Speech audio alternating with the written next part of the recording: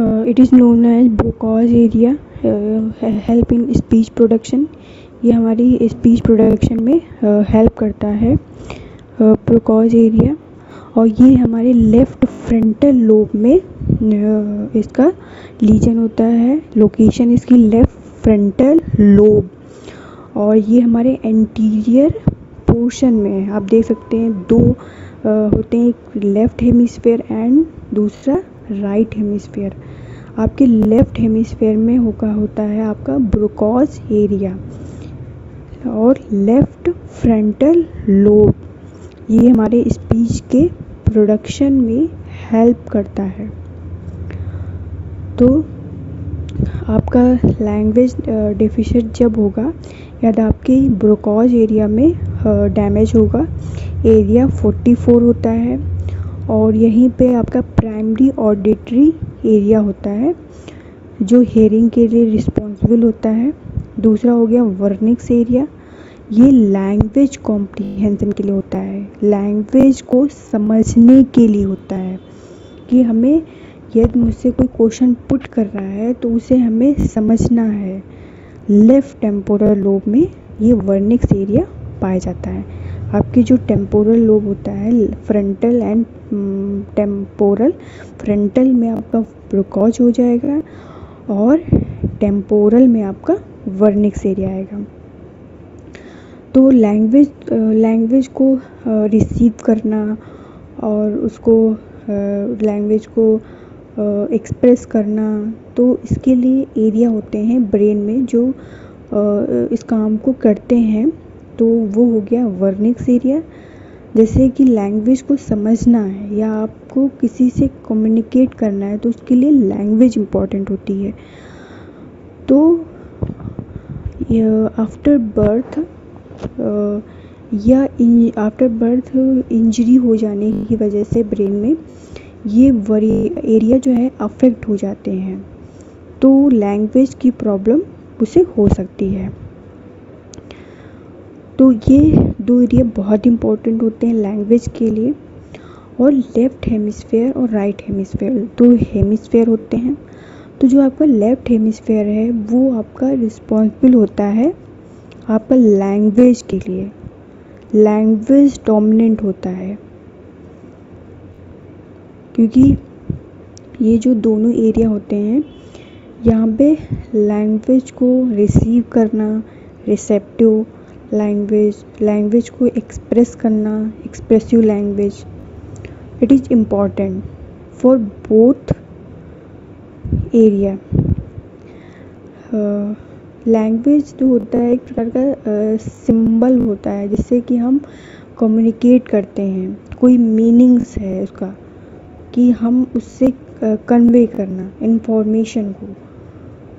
If as is the deficient in language abilities, मतलब language ability receptive and expressive language जो abilities होती हैं वो प्रॉब्लम हो जाती है कि रिसीव करना, उसको एक्सप्रेस करना, ये डैमेज हो जाता है ब्रेन के एरिया में, तो उसकी वजह से आपकी लैंग्वेज एबिलिटी की में प्रॉब्लम आती है। If as is the acquired disorder, क्योंकि एक्वायर्ड डिसऑर्डर इसलिए बोलते हैं क्योंकि यहाँ पे ये आपका ट्रॉमा की वजह से, ब्रेन में इंजरी की वजह से ये आपका लैंग्वेज जो डोमिनेंट हेमिस्फेयर होता है ये उसमें डैमेज हो गया, left hemisphere. It is very important. तो ये एफेजिया की प्रॉब्लम हो सकती है। लैंग्वेज की जो एबिलिटी होती है वो अफेक्ट हो जाती है, आपकी लैंग्वेज की एबिलिटी अफेक्ट हो जाती है due to damage the left hemisphere. तो ये बहुत इम्पॉर्टेंट होता है कि लेफ़्ट हेमिस्फेयर का डैमेज होना और आपका लैंग्वेज में प्रॉब्लम हो जाना। तो उसमें क्या होगा कि आप लैंग्वेज जो स्पीच आप प्रोड्यूस कर रहे हैं या आप किसी टॉपिक पे डिस्कस कर रहे हैं तो उस चीज़ को समझना तो ये it is very important, it है पार्ट ऑफ लैंग्वेज।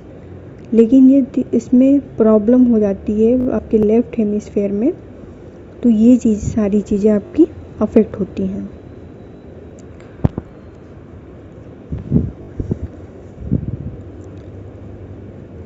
और इसका जो आपका जो कॉज होता है वो ब्रेन में आपका इंजरी है या आपकी कोई सर्जरी होती है, तो उसकी वजह से भी आपकी जो ब्रेन्स में नर्व्स हैं वो अफेक्ट हो जाती हैं, जो ब्रेन्स के पार्ट हैं वो सारे अफेक्ट हो सकते हैं, तो उसकी वजह से ये सारी प्रॉब्लम हो सकती हैं। फिर हो गया एफेजिया की, यदि हम बात करें तो इसमें ये motor, intellectual and psychological impairment का मतलब ये नहीं होता है, not result of, but it is deficient in language production. इसमें मेनली जो प्रॉब्लम होती है लैंग्वेज को प्रोड्यूस करने में या उसे समझने में, लैंग्वेज कॉम्प्रिहेंशन, या दोनों की प्रॉब्लम हो सकती है। या तो उसे एक प्रॉब्लम होगी, या तो वो प्रोड्यूस नहीं कर पाएगा सही से, या वो समझ नहीं पाएगा, या दोनों हो सकती हैं। तो वो डिपेंड करता है आपके ब्रेन के एरिया पे डिपेंड करता है कि आपका ब्रेन के किस एरिया में डैमेज हुआ है। तो इंडिविजुअल विद एफेजिया, तो लैंग्वेज डेफिशिएंट होती है in all modalities of language, मतलब जो लैंग्वेज की जो मॉडल है, कॉम्प्रिहेंशन ऑफ स्पोकन, यानी कोई बोल रहा है उसे आप समझ सकें, या रिटन लैंग्वेज, उस चीज़ को समझना, या कोई आपकी जो रिटन लैंग्वेज है उसको समझना, तो इसमें प्रॉब्लम हो सकती है आपकी इंडिविजुअल, यदि उसको एफेजिया की प्रॉब्लम है। लैंग्वेज डेफिसिट जनरली दो कैटेगरी होती हैं, जो अभी हमने बताया आपको, एक्सप्रेसिव लैंग्वेज, या तो वो लैंग्वेज को एक्सप्रेस नहीं कर पाएगा, मतलब प्रोड्यूस नहीं कर पाएगा। दूसरा है रिसेप्टिव लैंग्वेज, या तो वो लैंग्वेज को रिसीव करने में प्रॉब्लम होगी। Expressive language deficient in a difficulty in formulation and production of language. On desk, seven sales and worldwide, and very good. Yeah. Okay, and who are you looking at over there when you turn your head? That's my wife. Okay, and why is she helping you to talk? She's a speech. So you have trouble with your speech? Yeah. And what's that called? Aphasia. All right. And so why don't you work now?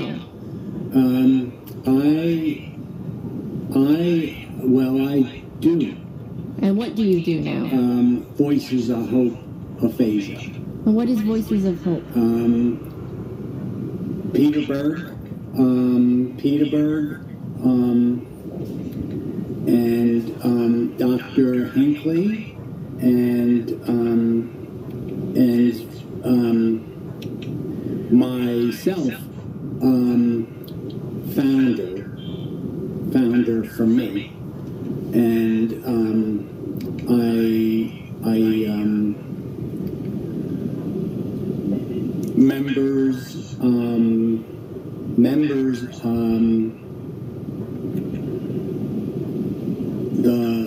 the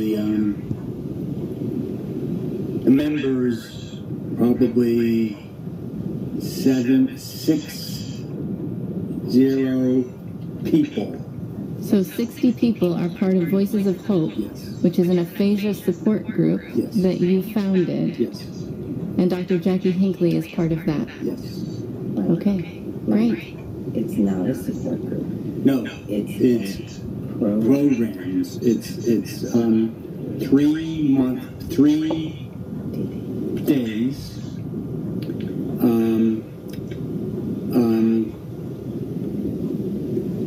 Monday, Wednesday, Friday, and and they laugh and talked. Music here, this is beautiful. It's, you know, Great. yeah. Can you tell me, what does it feel like to have aphasia? It's hard. It's well, it's speech that's like words that don't understand. Brain is good, you know, but it's language.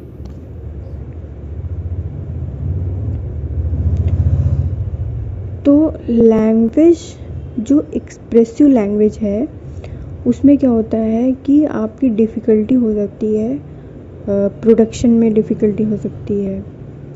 और इसमें क्या होता है कि जो communicate करना, या आप एक दूसरे पर्सन से कम्युनिकेट कर रहे हैं तो आपको स्पीच प्रोड्यूस करनी होती है, या आपको कुछ बोलना है तो प्रॉपर में मैनर में वो नहीं हो पाता है, क्योंकि जो सिग्नल है वो ब्रेन से ही आपको मिलते हैं, तो वो सिग्नल का जो ट्रांसफ़र हुआ है वो नहीं हो पाता है। तो ये प्रॉब्लम हो सकती है आपके एक्सप्रेसिव लैंग्वेज में। It is known as expressive language. ये आपका ब्रोकॉज एरिया में प्रॉब्लम होने की वजह से होता है। फिर बात करते हैं कि एक्सप्रेसिव लैंग्वेज डेफिशिएंट होता है तो उसका लीजन कहाँ पे है। वो है आपका, जो अभी हमने बात की थी, left hemisphere, left cerebral hemisphere. वो एंटीरियर पोर्शन होता है और ब्रोकॉज एरिया के पास में होता है। एंटीरियर मतलब आगे की साइड में, आप फिगर उसमें देखेंगे तो आगे की साइड में लेफ़्ट सेरिब्रल में होगा, लेफ़्ट साइड में होगा। और जो ब्रोकॉज एरिया के पास वाला है वो डैमेज हो जाता है, उसमें प्रॉब्लम आती है लीजन में। तो आपकी एक्सप्रेसिव लैंग्वेज में प्रॉब्लम आ सकती है। तो ये आपका फ्रंटल लोब में होता है ब्रोकॉज एरिया, फ्रंटल लोब होता है, और वर्निक्स एरिया आपका टेम्पोरल लोब में होता है। ये आपका एंटीरियर पोर्शन, आपका एंटीरियर पोर्शन में एनीवेयर कहीं भी हो सकता है, लेफ़्ट हेमिस्फेयर के जो एंटीरियर पोर्शन है। और रिसेप्टिव लैंग्वेज में आपका लैंग्वेज से मीनिंग को, उसको मीनिंग को पता करना, उसको मीनिंग को डेराइव करना, it is problem. This is the problem from Broca's area, derive meaning को। एंड रिसेप्टिव लैंग्वेज में प्रॉब्लम हो सकती है verbal and written language. Receptive is the comprehension, and यदि कोई बोल रहा है तो उस चीज़ को आप कैसे समझें। तो एंटीरियर हो गया आपका ब्रोकॉज एरिया, आपका वर्निक्स हो गया आपका टेम्पोरल लोब, ये आपका फ्रंटल लोब में आता है। ये एरिया बहुत इंपॉर्टेंट है। वर्निक्स एरिया जो होता है वो आपका टेम्पोरल लोब में होता है, और दोनों ही हेमिस्फेयर के लेफ़्ट साइड में होते हैं। ये इम्पॉर्टेंट है, temporal lobe and left hemisphere. तो ये इम्पॉर्टेंट है आपका।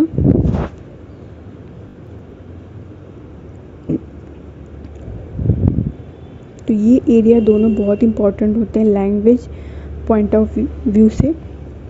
It is important for language को कन्वे करना, क्योंकि language it is very important in any situation, in different kind of areas, कि आप किसी से अपनी फीलिंग्स को, थॉट्स को कन्वे कैसे करेंगे। तो ये ब्रेन के जो एरिया हैं it is very important for language. और जो लेफ़्ट हेमिस्फेयर होता है वो लैंग्वेज डोमिनेंट होता है।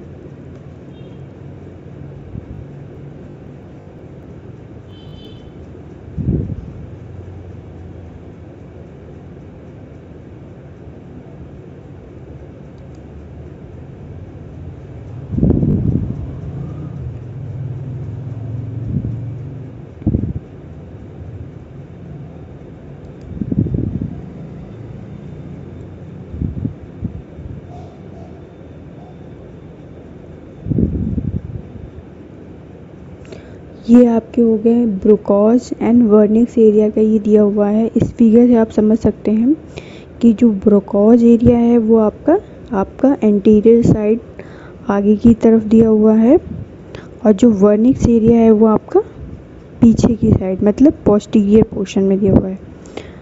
तो ये इम्पॉर्टेंट है, आप फिगर से इसे ऐसे याद कर सकते हैं कि Broca's area is the anterior portion, vernix is the posterior portion and temporal lobe, और ये आपका फ्रंटल लोब। ये एरिया बहुत इम्पॉर्टेंट है, और इसका लोकेशन कहाँ पे लोकेशन है, कहाँ पे लोकेटेड है ये एरिया।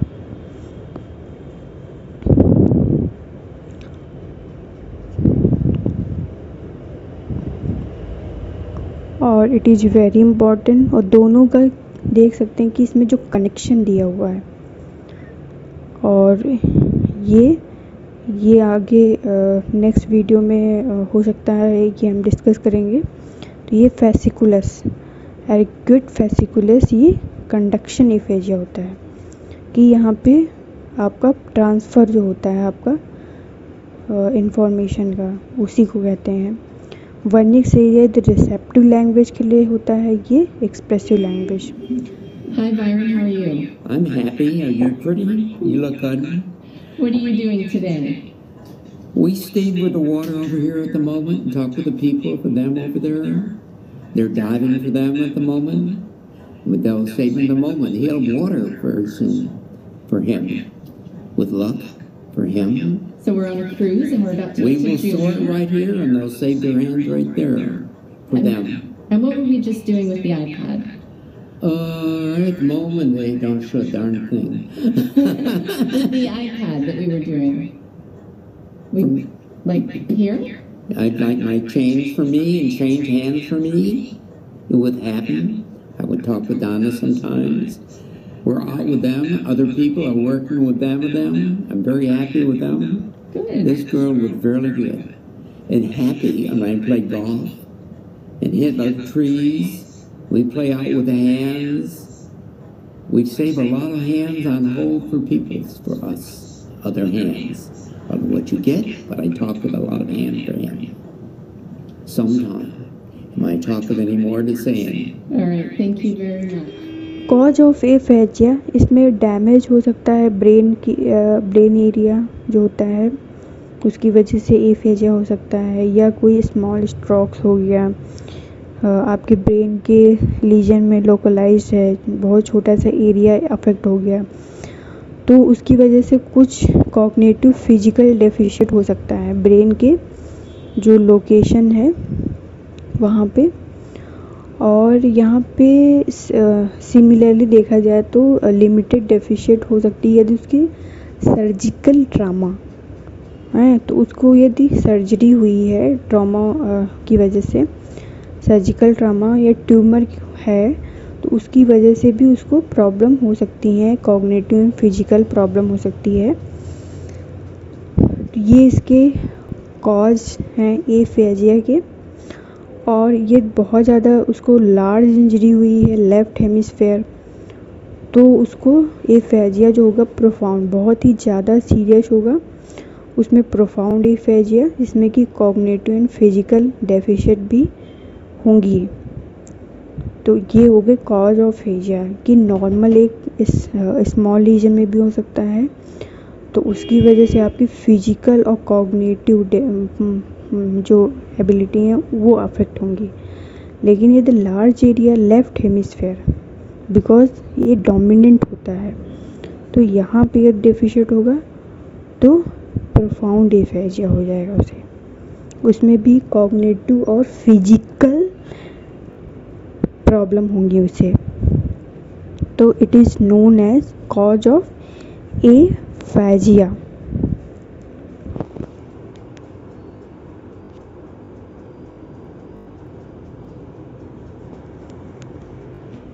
तो ये लेफ़्ट हेमिस्फेयर जो आपके लैंग्वेज के लिए डोमिनेंट होता है। Aphasia associated more generalise damage to the brain, यहाँ ब्रेन में डैमेज हो जाता है, जो ब्रेन की सेल्स होती है वो भी डेथ हो जाती है, और ट्रॉमेटिक ब्रेन इंजरी हो जाता है, और डीजेनरेटिव डिजीज या मल्टीपल स्क्लेरोसिस हो गया, मस्कुलर डिस्ट्रॉफी, जिसमें क्या होता है सेल्स की डेथ हो जाती है, और जो न्यूरॉन से one neuron to other neuron transfer होता है इन्फॉर्मेशन का, वो डिस्ट्रक्ट हो जाता है, और जो माइलिन शीथ जो होती है, जो इन्फॉर्मेशन के ट्रांसफ़र के लिए इन्फॉर्मेशन के ट्रांसमिशन के लिए इम्पोर्टेंट होती है, वो जो होती है अफेक्ट हो जाती है। तो ये ब्रेन के डैमेज और डीजेनरेटिव डिजीज़ की वजह से भी आपकी एफेजिया हो सकता है। और यहाँ पे जनरल डैमेज एंड डीजेनरेशन हो सकता है ब्रेन का, जिसकी वजह से ब्रॉडर स्पेक्ट्रम मतलब बहुत ही ज़्यादा जो कॉग्निटिव फिजिकल डेफिशिएंट होती है वो हो जाती है, और लैंग्वेज भी उसके साथ साथ लैंग्वेज भी प्रॉब्लम आ जाती है, लैंग्वेज की भी। तो ये कॉज हैं कि ये मेन कॉज हैं कि आपकी ब्रेन में इंजरी या सर्जरी हो गई है, या आपकी डीजेनरेटिव डिजीज हो गई हैं ब्रेन में। तो ये इसके मेन कॉज हैं एफेजिया के, जिससे कि आपकी कॉग्निटिव एबिलिटी जो होती है, कि जो आपकी मेमोरी हो गई या रीजनिंग स्किल हो गई, तो ये सारी जो होती हैं ये अफेक्ट हो जाती हैं, और जो फिजिकल एबिलिटी है और लैंग्वेज भी उसके साथ साथ अफेक्ट होती है एफेजिया।